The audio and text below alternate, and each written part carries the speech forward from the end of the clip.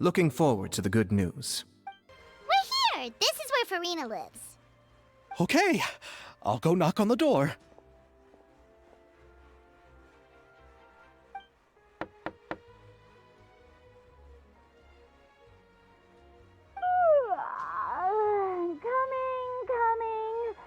Coming. Seriously, who's knocking before afternoon tea? Who are you? Lady Farina, please allow me to introduce myself. I am Xavier, a film director. Hello. Oh, is that the traveler in Paimon I see behind you? And who's this? I'm Chiori. Ah, the one from Chioria Boutique. Hello, hello. So, what are you all doing here? Do you need something? Did you just get up, Farina? It's already past noon, you know. Huh? Paimon means the weather is so nice in the afternoon and the sun is so warm.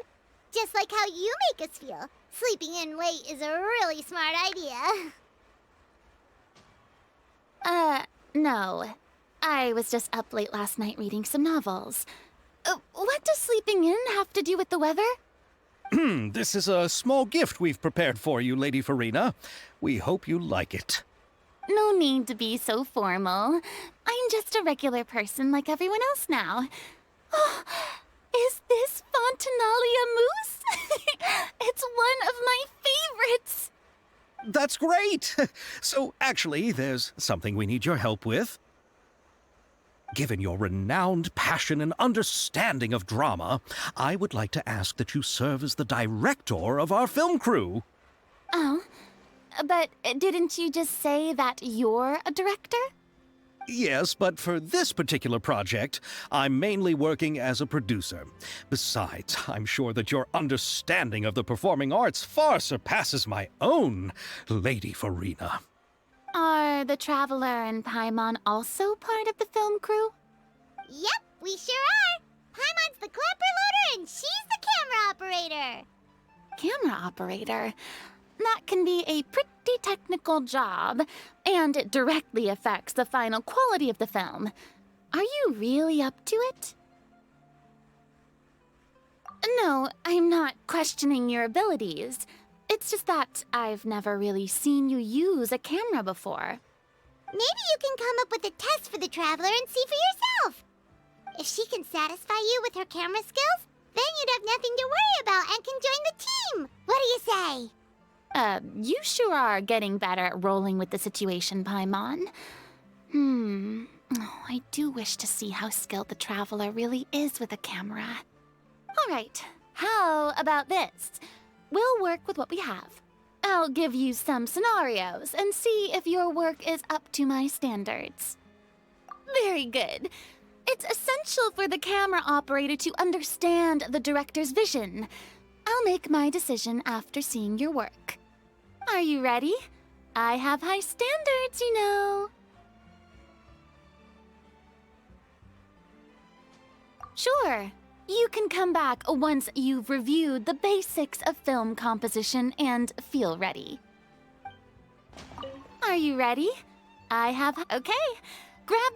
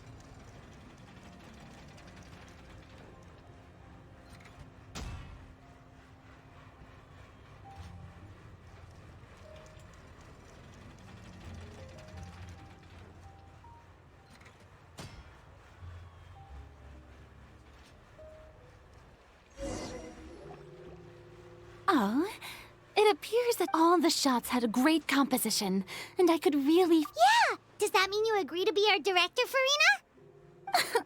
Did you think I would agree just like that? After our performance of The Little Oceanid, I've begun to make a name for myself again, you know. In fact, I've already had several troops approach me for the Fontanaia Film Festival. Unfortunately, the scripts were all pretty boring and didn't pique my interest. If others were to find out I agreed to work with you so easily, then, well... Hey, but didn't we have a deal? What else do we need to do to convince you, Farina? Well, what about the pay? Huh? You know, how much you're willing to pay me to be the director? The pay is also an important factor for me to consider, you know. Well, I can offer you this much? What? That's all? If Nervylat were to hear of this, he could charge you with underpaying your labor. I'm sorry, but our crew is in a tight financial spot at the moment. I see. Well, even though it's highly unlikely now that I'll join your crew, there's still something I'd like to ask. Exactly what film are you planning to make? Oh, our script is an adaptation of The Two Musketeers. Huh? Wait, you mean the suspense thriller novel that was a #1 bestseller? Oh, so Farina's read it too. Of course I read it. I've always had a keen interest in artistic works that strike a chord with the populace. I see. It all makes sense now. You must have used most of the budget to pay for the copyright. Not really. The novel's author transferred the copyright to me practically for free once he heard that I wanted to make a film adaptation of the story. The lack of budget is due to another issue. He probably just wants to get his name out there. So, Mora isn't the most important thing to him right now. It reminds me of a delivery courier who wears one of my designs while traveling all across Teyvat. I didn't charge her much for the outfit either. The exposure she provides for my brand is well worth it. So, are you a big fan of this story, Farina? Well, it's all right. The pacing of the story is good, but the character relationships could use some work. When I was reading it before, I always felt like some things were left on a rather unsatisfactory note. I have high standards, you know. Ahem, Mr. Xavier, if, hypothetically speaking, I agree to be the director, how much freedom would I have in terms of script revisions and creative interpretation? As much freedom as you would need. I wouldn't dare doubt the tastes of Fontaine's greatest star. Good. Then I'm free to alter the script as I see fit? Absolutely, no problem. All right. It seems that your crew really can't go on without my care and direction. So, you agree? Yes, I agree. Although the pay is well below what someone of my caliber deserves, a great script calls for a great director. I mustn't let a perfectly good story be ruined due to lack of funds. If you have fine cheese and bread, you wouldn't just let it sit on the counter and get moldy just because you lack an oven, right? Oh, Hydro Archon above! I'm not dreaming, am I? Somebody pinch me. There's no more Hydro Archon, you know. And it's still a little early to celebrate. There's a lot that goes into shooting a film. Although the trickiest tasks of finalizing the script and casting the actors have already been taken care of, we'll still need to reserve filming locations. Not to say set up lighting and props. And by the way, since we'll be filming The Two Musketeers, we'll need to find an action choreographer. Ideally, a professional who has actual experience with muskets. Yes, I've thought about this as well. I was hoping that you might know someone who could handle the job. Me? If this was before, I could have simply asked Glorand. But it's already been some time since I last talked to her. Navia can also use firearms, but unfortunately, her style is quite different from that of the characters in the story. Could we ask the Special Security and Surveillance Patrol? Oh, you mean the Special Patrol's musketeers? Yes, that's right. They work with muskets every day. I can't think of anyone more qualified than them. They would be under Nervilette's jurisdiction. Unfortunately, I don't have any connection with them at all. So, in the end, we still have to start by talking to Nervilette. No need to go to all that trouble. I know their Captain Chevres. Oh, you do? Wait, Chiori, how do you know the captain of the Special Patrol's Musketeers? No particular reason. Running a business means dealing with some trouble from time to time, and she's helped me out on a few occasions. In return, I've helped her handle a few situations in which the Special Patrol couldn't get involved directly. So, we've gotten to know each other over time. So you're saying there's been times when the Special Patrol needed a fashion designer to handle a situation? Your work is becoming more and more mysterious. It'd be best to keep it that way. Anyway, enough about that. What do you all think about asking the captain to be our musket action choreographer? She sounds professional enough. She is a captain, after all. I have no objections. But I imagine the Special Security and Surveillance Patrol must be busy with their duties. Do you think she'd really have time to help with shooting a film? And then there's the issue of pay. Well, it just so happens that she's also not the kind of person that's just after Mora. As for whether she has time, I'll have to go and ask her first. Then I'll leave that to you. Macaroni's on sale today, so I've got to go. You can just tell me how things went when we discuss tomorrow's plan later. No problem. Having Farina join feels like a big boost to our team. Of course. Just wait until the day of our premiere. You'll witness the true power of my name in these lands. You'll be so glad I agreed to help. I can guarantee that even the standing tickets will be sold out. I'll be sure to ask some people I know to see if they'd be willing to act as extras. Seems like you're finally getting more comfortable with your own reputation now. I didn't ask for the Clapper Loader's commentary, Paimon.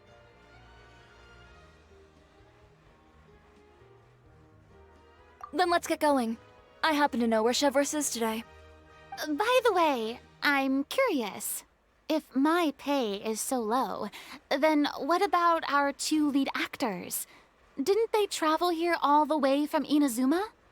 Actually, they told us that they see the trip as part of a cultural exchange, so they didn't ask for any pay. What? So is every person in Tevat who doesn't want money gathered here to shoot this film?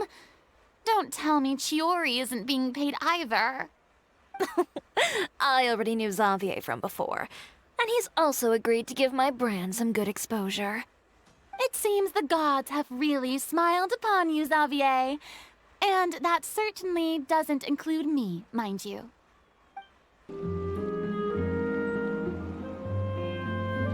All right, this is the place. But where's the captain? There's hardly anyone around here. She's over there. The one with an eye patch reading in front of the newsstand. Oh, her! Paimon could tell there was something different about her. She seems kinda intimidating. Please wait here for a moment. I'll go fetch her.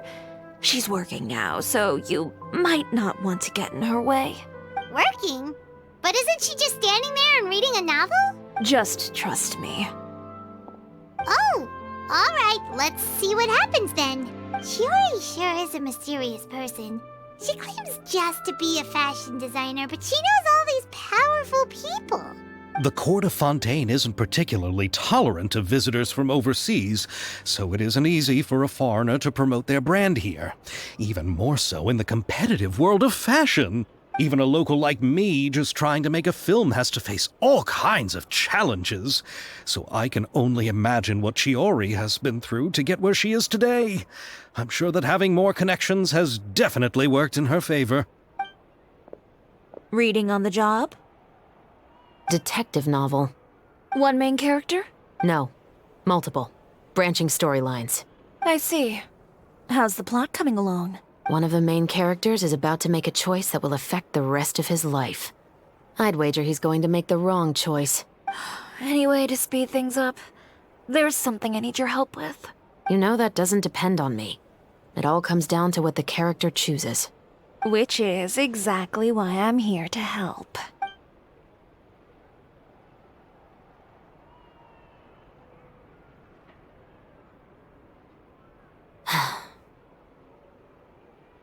All right. It appears he made the wrong choice in the end. Halt! Huh? What's going on? Hand over whatever you're holding. Oh, it's just a book. I didn't buy anything else. Then I'm sure you wouldn't mind letting me have a look. Excuse me, officer. I don't mind you standing around here, not purchasing anything, but I'd prefer if you didn't disturb my customers. It's bad for business, you know? Don't give me that act. You won't be able to get off so easily either. I am Chevraz, captain of Fontaine's Special Security and Surveillance Patrol. I will say this one last time. Hand over whatever you're holding at once. And before you do anything unwise, let me remind you that I'll have you on the ground before you can even think about making a run for it. All right. I'll give it to you. But please let me say something first. If there's any contraband in that book, then the shopkeeper here is the one who slipped it in. I don't have anything to do with this. Why, you trying to leave me on the hook, huh? You were the one who said you wanted it. Save it for the interrogation room. Take them away, Letelier.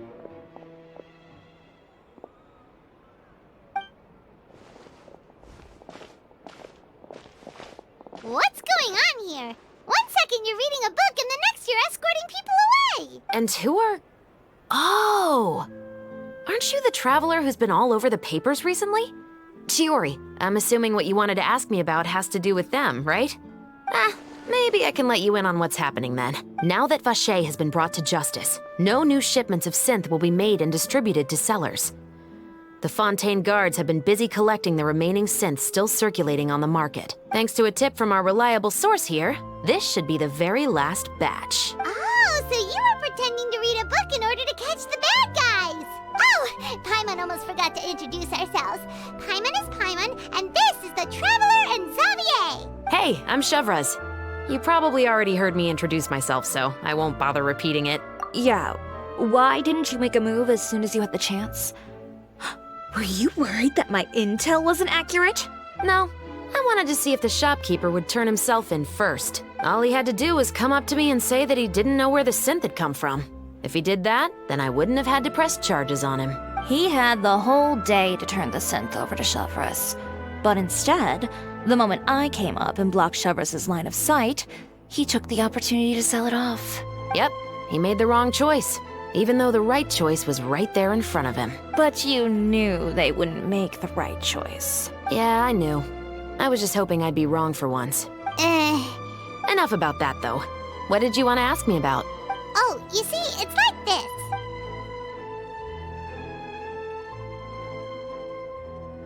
The Two Musketeers.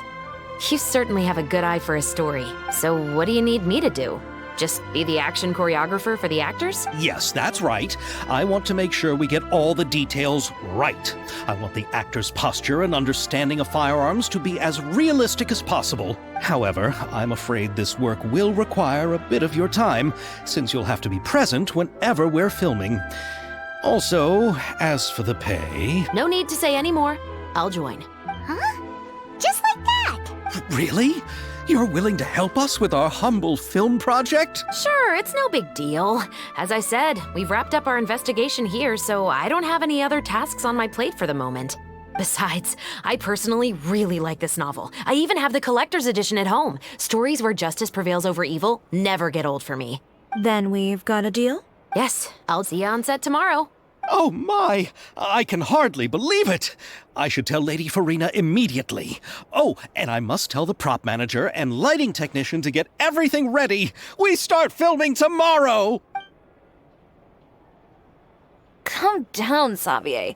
The film is going to take more than just a day to finish. Still, I should also head back now and start preparing the actors' costumes and makeup. Alright, guess that's it for today then. Traveler, Paimon, please stay for a moment. I have something to tell you. Then I'll take Xavier back. Poor thing. He's so excited that he can't even walk straight anymore. I don't want to spend our first day fishing our producer out of the fountain. Yep, see you tomorrow. So what did you want to tell us, Chevres? Have you read The Two Musketeers? The story is about a pair of children born into the household of a baron and their struggle to survive together and take revenge for their mother. They were raised at the baron's estate, where their mother worked as a maid. The two were illegitimate children that the baron had with the maid, so they were never treated well by anyone. One day, upon returning home, they found their mother had been murdered and left dead on the floor. It was quite evident that the culprits were the other members of the baron's household, who never had any kind words to say to them. However, the baron was able to exert his influence and keep the whole thing under wraps. The mother's death was eventually deemed as a suicide, and there was no chance of bringing her murderers to justice. The two siblings decided to flee and someday avenge their mother. Many years later, members of the baron's family suddenly started turning up dead one after the other, all killed by gunshot. A rainbow rose was found on each of the victims' bodies, being the flower that the kid's mother liked best.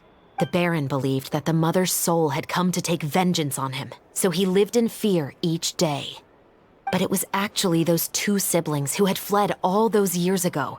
They relied on each other to survive and trained day and night, eventually becoming adept musketeers. They used all of their abilities to collect evidence and clues before executing their plan and exacting revenge on the Baron. Their actions let the truth behind their mother's death be known to all. That's quite an exhilarating story. Yep, the Baron got what he deserved for his evil deeds, and justice was able to prevail. It was just the kind of story I enjoy. Oh, so is that why you were so willing to join our crew, Chevres? You could say it was one of the reasons. Oh, you mean there were other reasons too? I've read the reports about you. Whether it was at the trials or when you lent your hand to resolve our nation's crisis, you've shown that you've got a strong sense of justice, as well as a great mind for deductions. Yes, you're as sharp as I expected. It seems you've experienced many similar situations before. There's been a recent murder case involving Muskets. The perpetrator's methods appear to be very similar to what is described in the novel. Huh. Really? But Paimon didn't see anything about that in today's papers. The Marechaussee Phantom hasn't yet released any information to the public because the investigation is currently at a standstill. The murderer is extremely cautious. A murder involving firearms? But not that many people use those in Fontaine, right? Impossible. We perform a routine inspection of our firearms and ammo reserves every day. If one of the weapons had been fired, it would stick out like a sore thumb. Besides, I trust the members of my platoon. However... Well, that's all I can disclose about the case today. Huh? What do you mean? I hope you all can go back and get some shut-eye. You can decide tomorrow whether or not you'd like to join the investigation with me. I'm aware this might not be the ideal time to add more to your plate, but the more capable people we have, the better the chances that justice will prevail. Carrying out investigations isn't actually supposed to be our responsibility. Our job is to apprehend the perpetrators. Finding them is really up to the Marechaussee Phantom. You could say I'm taking part in the investigation out of personal interest.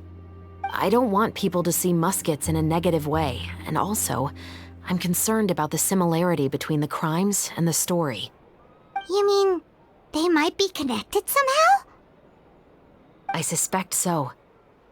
Just to make myself clear, this is not an order, nor is it a deal of any kind. It's a request, nothing more. If you two have any interest in the case after we finish filming tomorrow and are willing to assist me, then I would be most grateful. What do you think, Traveler? Yeah, You're right. Paimon's getting a little tired, too. We've really been hustling all day. You'd better head back and get some rest. It's good to keep a calm mind, especially when you're about to make an important decision. Otherwise, when the moment comes, you might end up like that shopkeeper and not even realize that the right choice is right there in front of you.